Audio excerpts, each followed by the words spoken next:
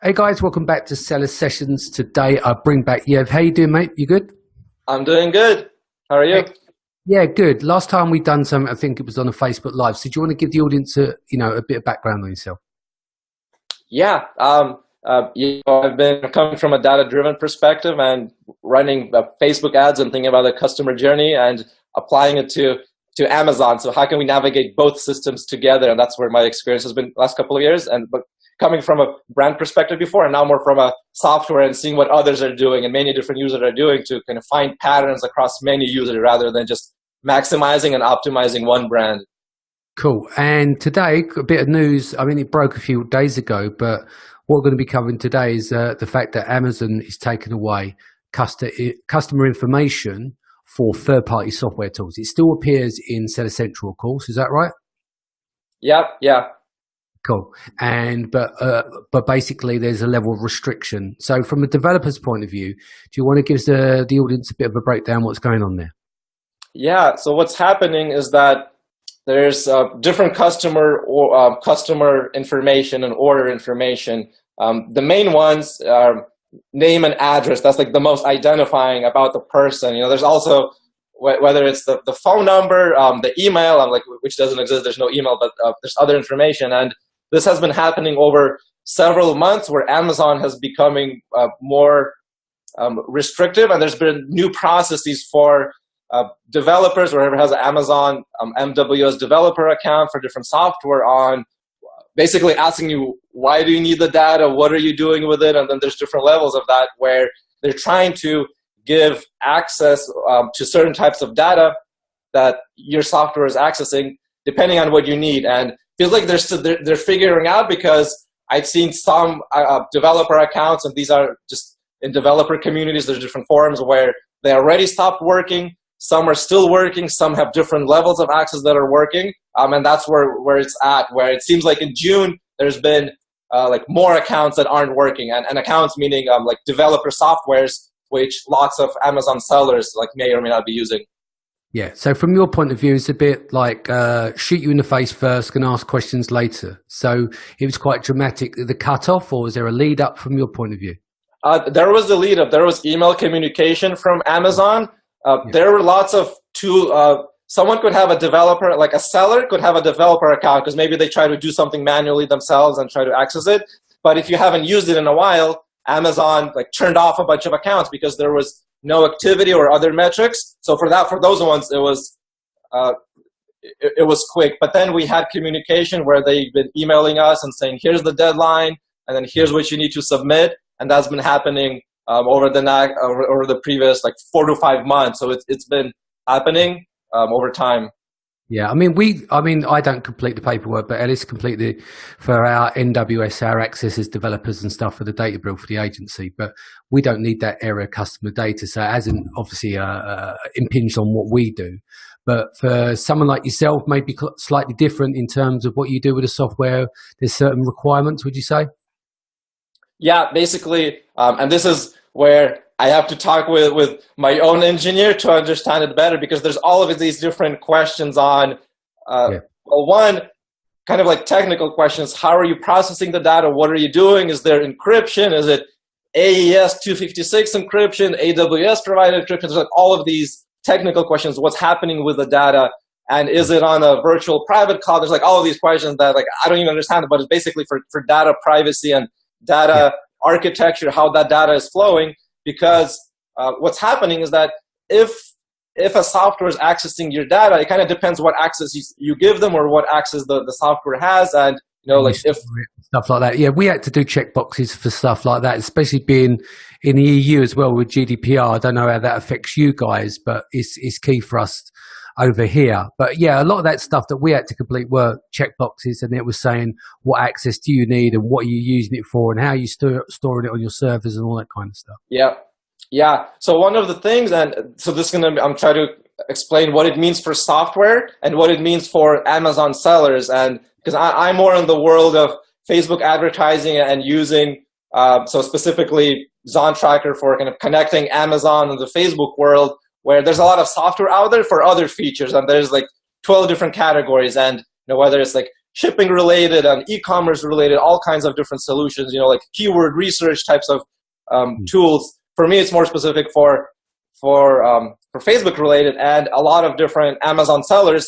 One of the ways you use the Amazon customer information data, the name and the address, is to make a custom audience, whether it's for retargeting or for a lookalike. So it's scaling your Facebook ads, making your ads more effective, with the ultimate goal of scaling your Amazon further, being more effective there, whether it's for communication with your customer reasons, improving that, or getting more sales.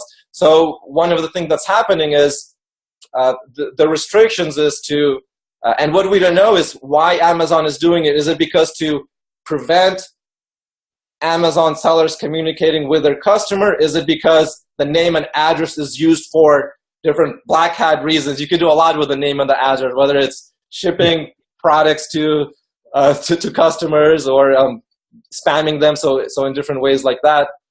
And so right now the customer can still download that data, and we don't know if Amazon may remove that at some point. It depends on what else you need the name and address for.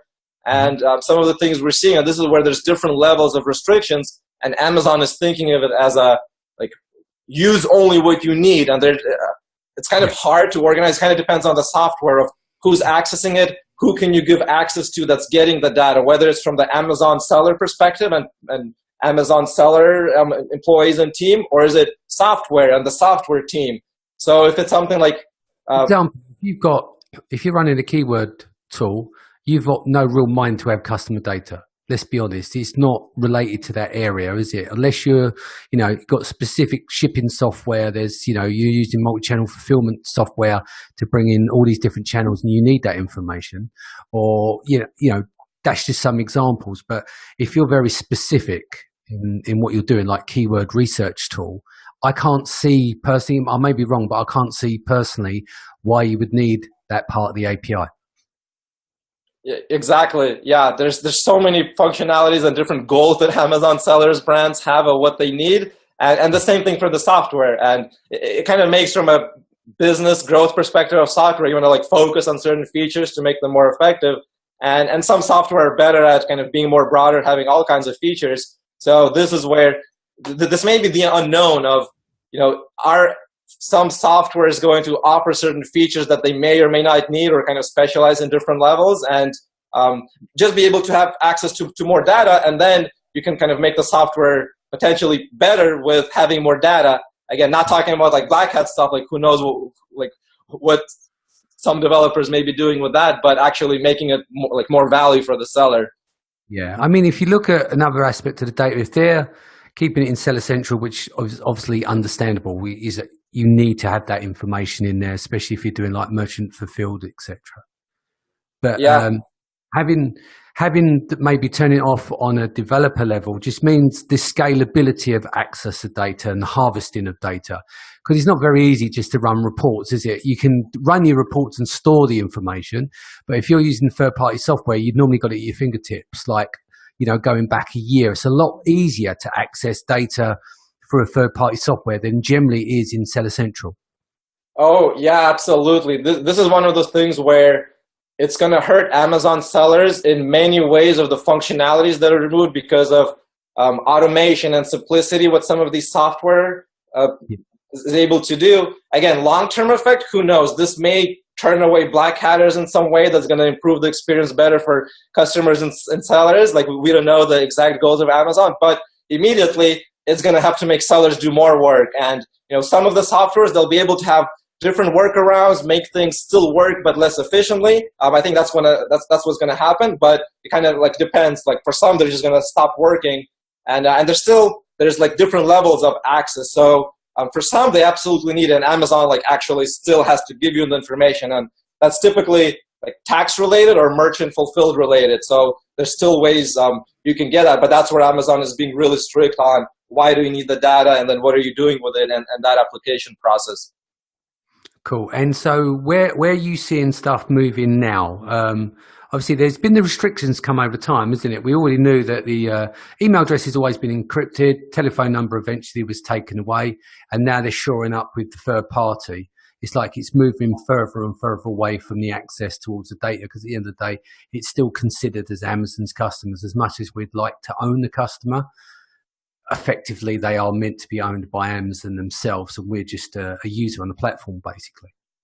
Yeah, and this is where specifically part of this process, I was saying, like over the past 4 to 5 months, where we started getting the notifications, and then some developers started getting turned off, and then some are kind of getting like turned back on. It kind of depends on the process. Every developer is going through their own process. This is what I noticed, what I'm seeing talking with other developers and looking through the forums, where everyone is on their own schedule depending on their communication with Amazon. So like for us, we're still communication, like everything is working for ZonTracker, but I see where there's a software that they posted where like we're no longer like offering this, and I don't know, because they had the functionality removed, or they just know that they're not going to be offering it, so they removed it. But there's a couple of posts you can see in different Facebook groups. I know there's been like different comments around where like, so you can like publicly see this where like it's actually happening. Like I know Anthony Lee posted certain things from Six Leaf about like what this means, and I know it's kind of like comments, it's kind of like not a big announcement. I know Evelyn from Orange Hat has also like been posting different comments related to it. So it's happening, but it's also at different levels, and I think that's hard to interpret. And time will tell. We'll see that, you know, maybe at some point Amazon, all of the separate communication with developers are like, all right, like it's either like it's done or not. Everyone is either off or whatever is still working. We'll kind of see going forward, because right now it's June, early June, so we'll see how it's going to play out. And what may change later on, other access removal. This may be more bigger question on Amazon, you know, like tax and manual shipping related. They may change their own internal systems or data access or their own features where like they don't want that data out there, so they'll like remove that access for third-party sellers, and then internally for Amazon sellers being able to download it, because you could like do 30 days at a time, and download is like just so manual, and then you have to and then you have it in a spreadsheet. What do you do with that? It's not like in, you know, like a dashboard somewhere wherever the data is used, so it's a lot of work. But maybe Amazon's going to remove that, because whoever, you know, wants to go some black hat way, like they'll find a way, you know, even if it's time consuming, they'll like find a way to do it. So we don't know how it's going to change. It would also be interesting if it's not just about they want to give the data to third party. What if Amazon are doing some redevelopments? I mean, with my meetings that I've had, I went and met with the mobile team. There's a lot of stuff being rolled out there, which is fantastic. And there's someone who's actually working on the overhaul of Seller Central and has been for the last 2 years. And that's going to be a big rollout. I don't know the actual details of that. But that could also play a role as well, because maybe what Amazon's doing as well is a possibility to take in some of the learnings from the softwares and the innovation from third parties. You've seen it in the past, like with Twitter and Facebook. They've taken on the ideas of others. They open up the API. People become creative with it. They see what works, what doesn't work, and then they start, these companies start to implement some of these things themselves. Yeah, it sounds like a brilliant idea, right? They have it, and then they're growing in so many different directions, and it just makes sense because they see a need for whatever is used. Yeah, that's a great point. By opening up their API, they get to learn. If they're observing what people are using and how the data's been used, and they've got access to some of these softwares and stuff, they see firsthand what works and what doesn't as well, because obviously they don't have to say, you know, they're releasing, you know, I mean, I'm not a technician, but you think with an API, there's certain attributes that are released. And I'm sure they're measuring the data there of usage and stuff like that and what the benefits are, and seeing globally what's happening in the marketplace, going, well, how are these people using it? What are they using it for? And what are the benefits that they use it? And how can we implement that into our system? I mean, we already know that Seller Central isn't the prettiest of interfaces. It's got an interface only a mother could love. So it does, and it is very much due for an upgrade. So it'd be interesting if they do roll something out and you start to say, oh, okay, that makes sense now. But when you think about it now as the cap of data, and, you know, every 30 days, the cumbersome thing of trying to download this information, that is more likely that they're putting a throttle in place because they want to slow people down to get access to that information. But they equally know that sellers do need that information for certain tasks. Yeah, it sounds like that's what's happening. And one of the things, so specifically, coming back to something that I have more experience in. So the name and the address, being able to use it for Facebook retargeting or just building lookalikes. So one thing is that different topic, maybe related, maybe not, is how there's different account suspensions happening, like actually sellers or reviews. That's relevant to whether it's some sort of ranking that's happening, something that's on Amazon, but it may be initiated from like external traffic from Facebook ads. So there's kind of like there's the giveaway push, but then what are you doing in Facebook? Are you asking for reviews? And there's like the opportunity is there. So is Amazon, but they can't really control that. So if Amazon is reviewing an account, they can give an excuse or based on data where like, oh, you're manipulating the data in a certain way. They can't really say unless they're getting like data from Facebook as a company, which they probably are at a certain level, but it's like, oh, you communicated with a customer in this way, unless, like a competitor shows a screenshot and then like they somehow find that the audience is not a new audience, but it's a past customer. So unless we start seeing where Amazon is going to give a reason to Amazon sellers where like you showed a Facebook ad, you're communicating with a customer, we're reviewing or suspending you for that, where it's hard to say that Amazon is going to take away that feature from the Seller Central. You never know, right? It could change any day. You could, their third quarter meeting or next year might change. But so for now, sellers is going to be less efficient if software doesn't provide us, but you can at least still like continue that form of communication with your Amazon customer to make a kind of better experience and like getting more sales or whatever your Amazon goal is. You just have to do it manually or change your systems a little bit to continue being able to do that. Cool. And so before we wrap, where can you see things going? What you seeing, like if you had a crystal ball, what are we looking at in the next 3 to 6 months? 3 to 6 months. Amazon, they're growing so much. They're also on the back end doing big level things, like whether it's acquiring companies or acquiring like different tools where they're just trying to grow in so many different ways. One thing is that any like 3-month period, we might see something new that most people didn't expect. Like maybe whoever has been in it following the most has, where it's some new technology that takes over something. So like exactly what you said, like I love the point where they're just seeing what's happening and then they put the feature in Seller Central. When you're talking to Amazon employees, they're like, oh yeah, we've been thinking about it, but we can't guarantee you it's going to be active, this year. So so it's like in a year, like anything could happen. Within the 3-6 months, I feel like it's just less control on our part. They're just going to take some of that control, and we've seen it over the past 4 months, and it's going to happen again over the next several months. And I think it's just like narrowing down software and less data floating around everywhere. So I think that's going to be the big one, just less data everywhere. So short-term pain, but you think over the long term, what they're doing is they're going back to the thing of looking after their customers, and it could actually end up being a good thing, especially if people go rogue with the data and stuff. Because you understand yourself is that in the community, people can be a bit unsure with developers unless they've got a relationship and met people. They're like, some people go, well, I don't want to give them MWS access, do they? It's quite, they want to keep that private because they are concerned. They see the bigger software companies and going, well, what are they going to do with the data? So I think there has to be that level where they start to build that trust and relationships with people. Yeah, and actually one of the things I noticed is like reading through some of the wording on the different requirements where Amazon is trying to just take any potential blame from Amazon like onto the software or the seller.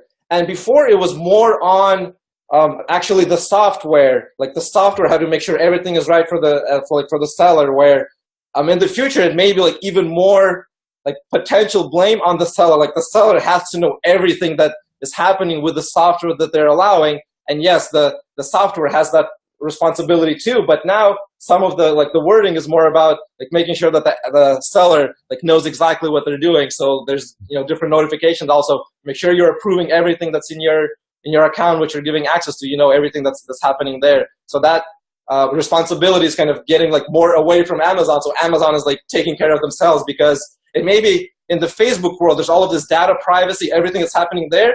Facebook is taking all of the blame across all the big companies because I think it's the obvious one. But same thing for Amazon. Amazon has just as much data and relevant for privacy, all of that. So Amazon is like, all right, let's make sure everyone is putting all the check marks we need. That way, anything happens in the later, it's on the seller or the software. Sounds good. Cool. Well, look, let's wrap there. What's the best way that people can reach you if they want to reach out to you? Yeah, through Facebook, just my personal profile or the Facebook group. So ZonTracker is in the name, so we have some communication in there. And spelling of your name is YevMarusenko. If they want to reach you as well, yeah. Correct. Excellent. Guys, thank you for joining us. Yev, thank you for joining us again. I look forward to having you back soon. If this is your first time, don't forget to hit the subscribe button, and I'll see you again in a few days. Take care.